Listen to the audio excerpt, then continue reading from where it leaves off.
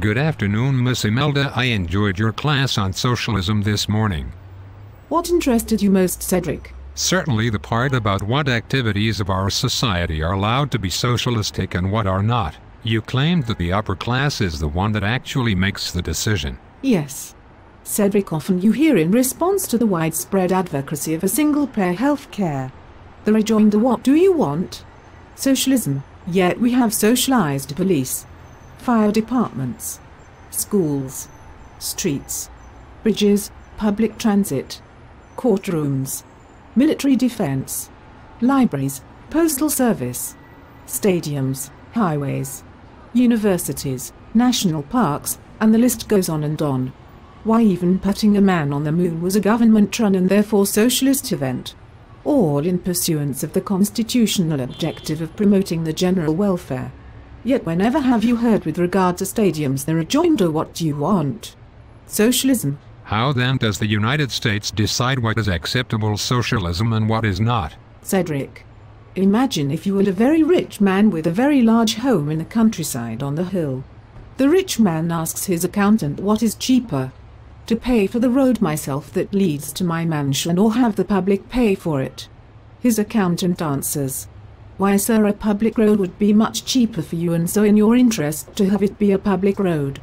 The rich man replies, "Well then let's make the public pay for it." And the accountant exclaims, "There it is. Socialism in its proper role for the good of all society." The rich man then asks, "In order to protect my home from fire, would it be cheaper to have my own fire department or have the public pay for it?" Again his accountant replies, "Why, sir, a public fire department would be much cheaper for you and so it is in your interest to have a public fire department." The rich man again replies, "Well then let's make the public pay for it." Again the accountant exclaims, "Socialism." Again, in its proper function. The rich man then asks, "What is cheaper for me? A single-payer government-run healthcare system or one where I pay my healthcare myself?"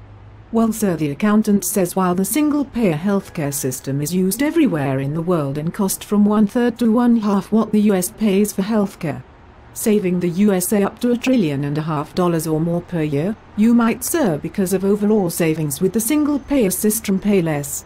There is, however, a good chance that your taxes will rise." To which the rich man says, "I can't risk that.